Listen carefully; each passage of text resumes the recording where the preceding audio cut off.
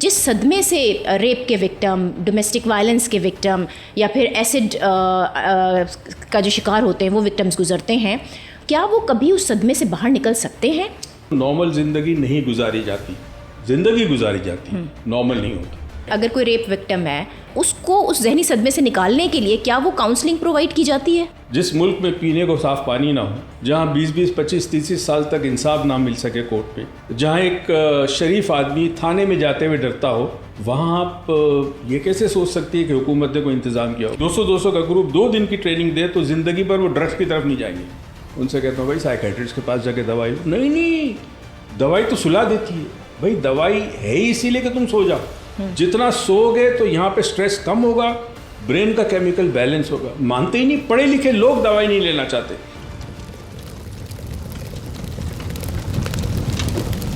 السلام علیکم، آپ دیکھ رہے ہیں جینڈر ٹاکس اور میں ہوں ناجیہ عاشر۔ سال تھا 2021، جون کی گرمیوں کی رات تھی۔ گجرانوالہ کے ایک گھر میں رات کو تقریباً 1 بجے کے قریب ایک شخص نے اپنی بیوی کو انتہائی بدترین تشدد کا نشانہ بنایا۔ اس نے پہلے تو اس کو جوتوں سے مارا، پھر اس کے بالوں سے پکڑ کر اس کو زمین پر گھسیٹتا رہا اور یہ سلسلہ تقریباً 3 گھنٹے تک جاری رہا۔ جب وہ اس کو مار مار کے تھک گیا تو وہ خاتون اپنی جان بچانے کے لیے بھاگی اور باتھ روم میں جا کر چھپ گئی۔ وہ تقریباً 3 گھنٹے تک باتھ روم میں چھپی رہی۔ اس دوران اس نے اپنی کسی دوست سے رابطہ کرنے کی کوشش کی اور اس دوست نے اس کے والدین کو اطلاع دی۔ جب والدین گھر پر پہنچے تو انہوں نے فوری طور پر اس کو اسپتال میں منتقل کیا۔ اس خاتون نے جب بیان دیا تو اس نے یہ بتایا کہ وہ تقریباً 3 سال سے یہ تشدد سہ رہی تھی، اور اس 3 سال کے دوران وہ اس لیے خاموش رہی کیونکہ اس کے شوہر نے اس کو یہ دھمکی دی تھی کہ اگر اس نے کسی کو اس تشدد کے بارے میں بتایا تو اس کے والدین کو بھی مار دیا جائے گا۔ یہ صرف ایک تشدد کی کہانی نہیں ہے۔ پاکستان میں تقریباً 80% خواتین کبھی نہ کبھی کہیں نہ کہیں ذہنی طور پر یا جسمانی طور پر تشدد کا شکار ہوتی ہیں۔ پاکستان میں پریونشن اینڈ پروٹیکشن ایکٹ 2021 خواتین کو ہر تشدد پر تحفظ فراہم کرتا ہے۔ اس قانون کے تحت مجرمان کو 3 سال تک کی سزا دی جا سکتی ہے اور جرمانہ بھی کیا جا سکتا ہے۔ یہاں تک کہ جو ریپ کے ملزمان ہوتے ہیں ان کو سزائے موت تک دی جا سکتی ہے، لیکن وہ ایک ایسا جرم جس کے اوپر کوئی قانون موجود نہیں، وہ ہے ذہنی صدمہ۔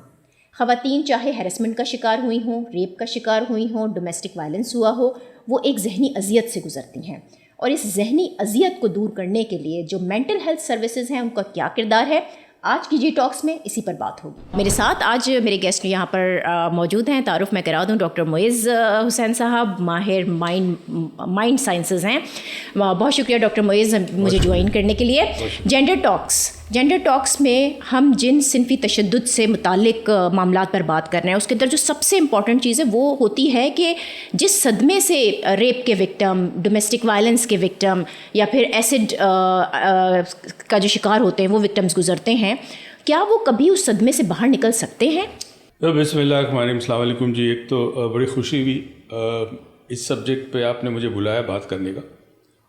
دیکھیں، پہلی تو بات ہے، اس کو کہتے ہیں post traumatic stress dis order, PTSD کہتے ہیں، اور اس سے نکلا نہیں جا سکتا جب تک اس کی پراپر ٹریٹمنٹ نہ ہو۔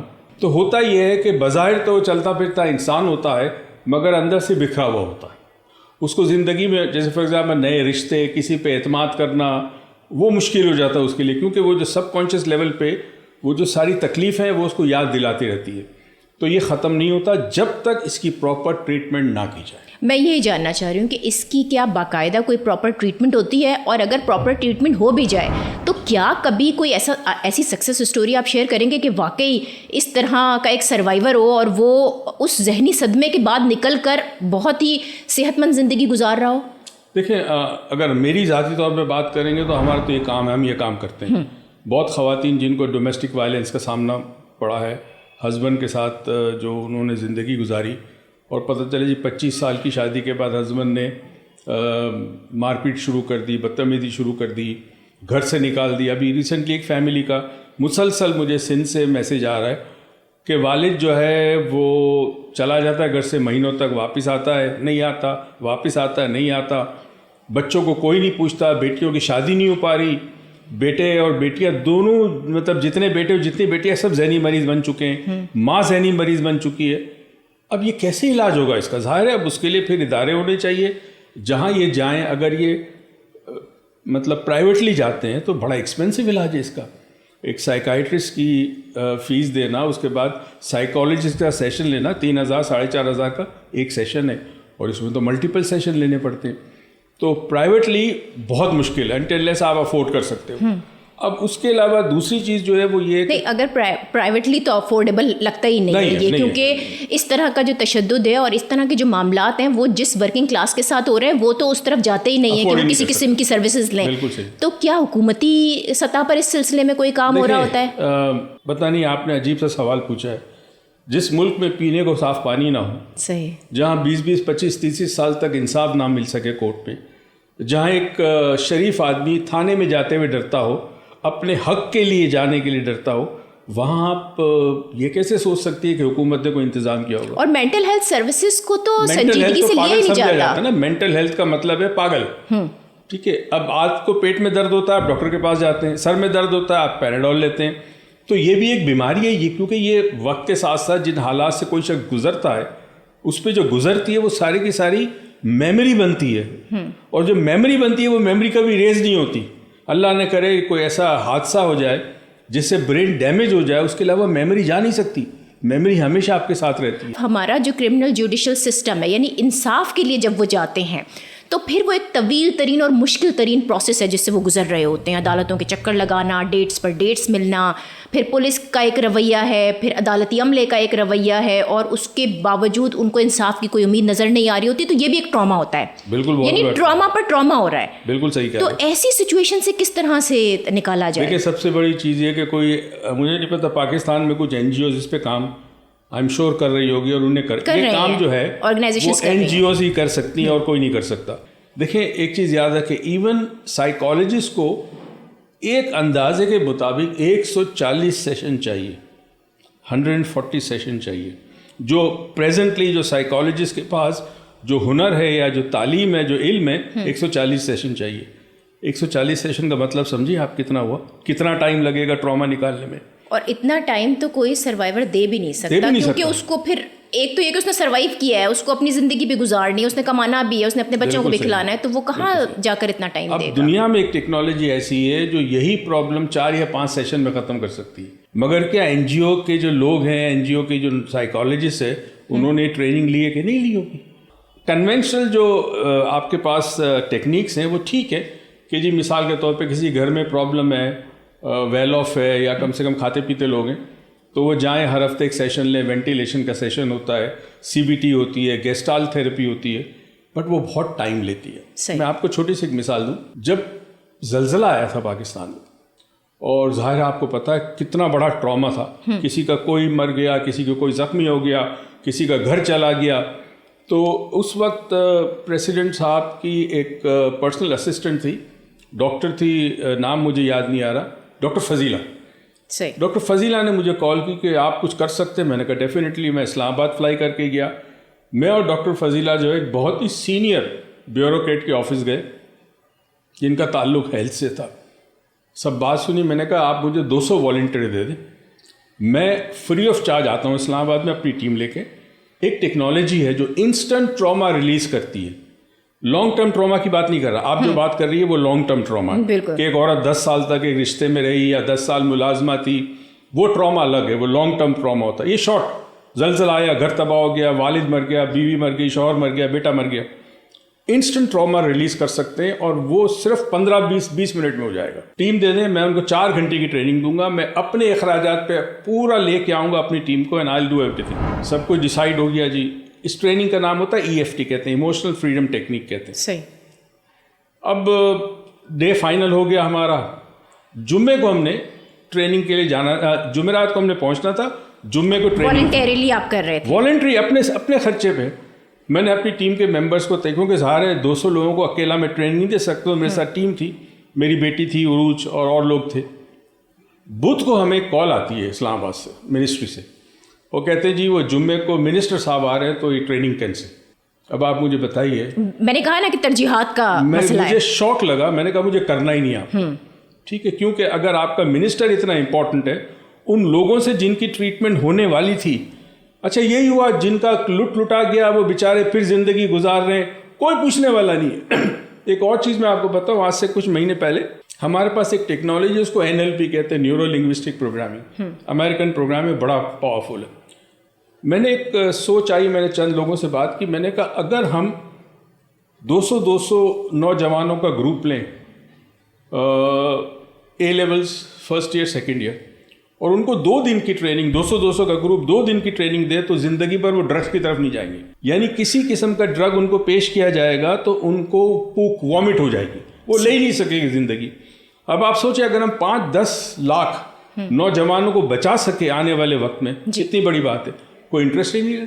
اب اس میں یہ آپ نے 2 بڑی اچھی مثالیں دے دی ہیں جس کے اندر ہمیں پتہ چل رہا ہے کہ نہیں, وہ ولنگ ہی نہیں ہے اس معاملے پر کام کرنے کے لیے. میں خاص طور پر 2-3 جو ایسے تشدد ہیں جن پر ہم بات کر رہے ہیں. ایک تو ڈومیسٹک وائلنس.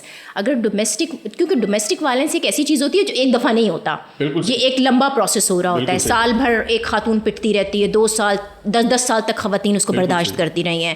تو یہ جو ٹراما ہوتا ہے اس کا امپیکٹ کتنے عرصے تک رہتا ہے, اور فوری طور پر ایسے کون سے سمٹمز ہوتے ہیں جو سامنے آ جاتے ہیں اور وہ ٹریٹ کیے جا سکتے ہیں؟ سب سے پہلے تو وہ خاتون وڈرا ہو جاتی ہے, فیصلے نہیں کر پاتی, قوت فیصلہ ختم ہوتا ہے, اس کی امیون سسٹم قوت مدافعت ختم ہو جاتی, بار بار بیمار ہوگی, وہ اپنے بچوں کو یا جو فیملی ممبرز ہیں ان کو گائیڈ نہیں کر سکتی, کھانا پینا کم ہو جائے گا یا بہت زیادہ بڑھ جائے گا, ویٹ کم ہو جائے گا, بہت زیادہ ویٹ بڑھ جائے گا, پھر ہو سکتا ہے وہ ریلیجن کی طرف بہت زیادہ چلی جائے, اور پھر جو حق کے لیے بات کہنی ہو, سچ بات کہنی ہو, وہ نہیں کر سکے گی.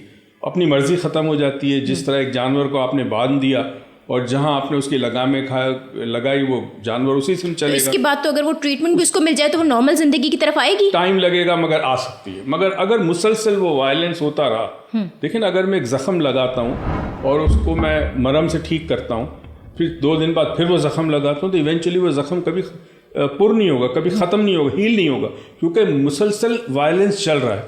تو اس کا جو پروسیس ہوتا ہے اس میں گھر والوں کو شامل کیا جاتا ہے.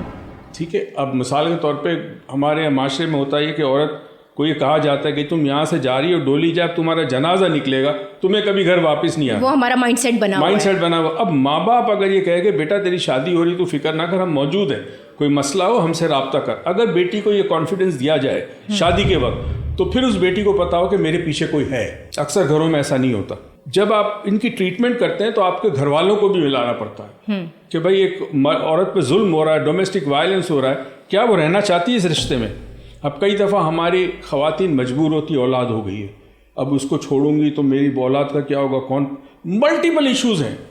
تو اس کے لیے پھر ہسبینڈ کے دوسرے لوگوں کے ساتھ بھی سیشن ہوتے ہیں کہ ان کی کیا ریزن ہے, کیا وہ مینٹل ہے. اکثر دیکھا گیا ہے کہ ہسبینڈ جو ہے اگر ان کو سٹریس ہے بزنس کا یا جاب کا, جاب میں اس کے ساتھ صحیح نہیں ہو رہا, اس کو صحیح ایوارڈ نہیں مل رہا یا اس کو اپریشیٹ نہیں آ جا رہا, وہ سارا غصہ آ کے گھر پہ بیوی پہ اتارتا ہے یا گھر میں اور لوگوں پہ اتارتا ہے. اگر کوئی ریپ وکٹم ہے, اس کو اس ایک جسمانی تشدد کے ساتھ ساتھ ذہنی تشدد سے بھی گزرنا پڑا ہے, تو اس کو قانون اس کو سزا تو دے رہا ہے جو ریپسٹ ہے, لیکن جو اس خاتون کو یا جس کے ساتھ بھی وہ ریپ ہوا ہے, ظلم ہوا ہے, اس کو اس ذہنی صدمے سے نکالنے کے لیے کیا وہ کاؤنسلنگ پرووائڈ کی جاتی ہے؟ میرے خیال میں نہیں کی جاتی. میرا جہاں تک اندازہ ہے, آپ کو ریسنٹ ایک کیس ہوا تھا, وہ نوجوان بچی کا جو لے کے چلے گئے تھے اس کے ماں باپ وغیرہ, مہدی صاحب جی, اس کیس میں اس بچی کے ساتھ ماں باپ کو تو مل گئی, مگر کیا اس کی کاؤنسلنگ ہو رہی ہے, کیا اس کے سیشن ہو رہے ہیں؟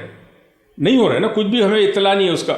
اگر بچی کے ساتھ ٹراما گزرا ہے, اگر بچی اپنی مرضی سے نہیں گئی تھی یا اس کو پھنسایا گیا تھا, اس کو بیوقوف بنایا گیا تھا, اب وہ بچی جب واپس مل گئی, کورٹ کی بڑی مہربانی کہ ماں باپ کو بچی واپس دے دی, تو اب اس کا بچی کا علاج ہونا چاہیے. میں نے ان کے والد سے اور والدہ سے کہا تھا, میرے پاس آئے تھے, میں نے کہا تھا جب یہ بچی آپ کے پاس آ جائے اس کو میرے پاس لانا ہوگا, ہم کم سے کم اس کے ذہن سے وہ چیزیں نکال دیں تاکہ آئندہ ایسی حرکت نہ ہو. کیونکہ اس ایج میں وہ اس ٹراما سے گزری ہے, ایک پورا میڈیا ٹرائل بھی تھا اس کے ساتھ ساتھ, تو کیا وہ بچہ کبھی نکل سکے گا؟ ارلی چائلڈ میرجز ہو رہی ہوتی ہیں, اور یہ کم ایج کے اندر جب بچوں کے ساتھ اس قسم کے واقعات ہو رہے ہوتے ہیں, تو اس میں حکومتی جو انوالومنٹ ہے وہ اس والے کیس میں خاص طور پہ, کیونکہ آپ دعا زہرا کیس کی بات کر رہے ہیں, تو اس کے اندر تو بہت نظر آئی.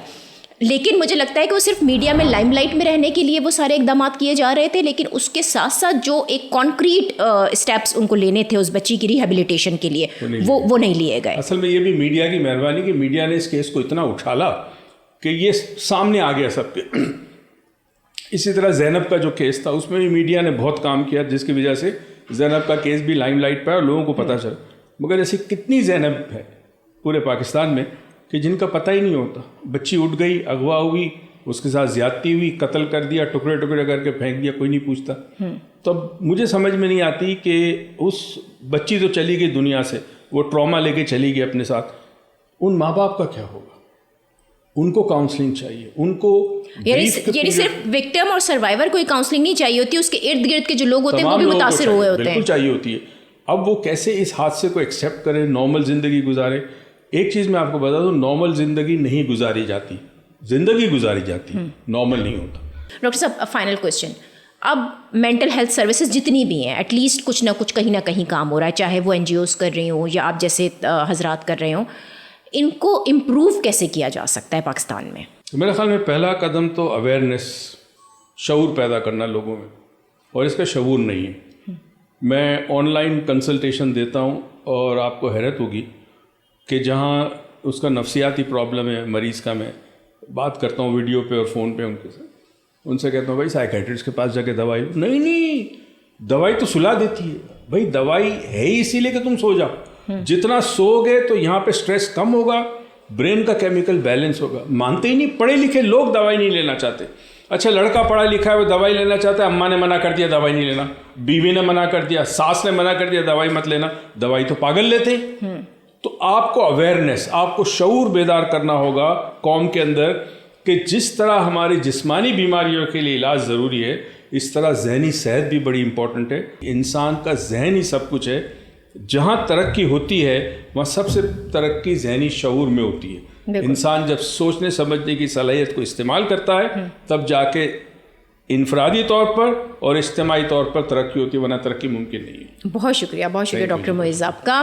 اور ذہنی صحت اس پر سب کا حق ہے, خاص طور پر یہ جو صنفی تشدد کے شکار وکٹمز ہوتے ہیں, سروائیورز ہوتے ہیں, ان کے لیے بہت ضروری ہوتا ہے کہ ان کو وہ میڈیکل سروسز, خاص طور پر مینٹل ہیلتھ کی سروسز پرووائڈ کی جائیں, اور جو لیگل پروسیجر ہے جس سے وہ گزر رہے ہوتے ہیں اس کے اندر ان کو یہ بڑی کارآمد ہو سکتی ہے. لیکن اس کے لیے اویئرنیس کی ضرورت ہے, جتنی آگاہی پھیلے گی اتنا ہی اس کے اوپر کام ہو سکے گا. اسی کے ساتھ آج کی جینڈر ٹاک سے مجھے دیجیے اجازت. اللہ حافظ.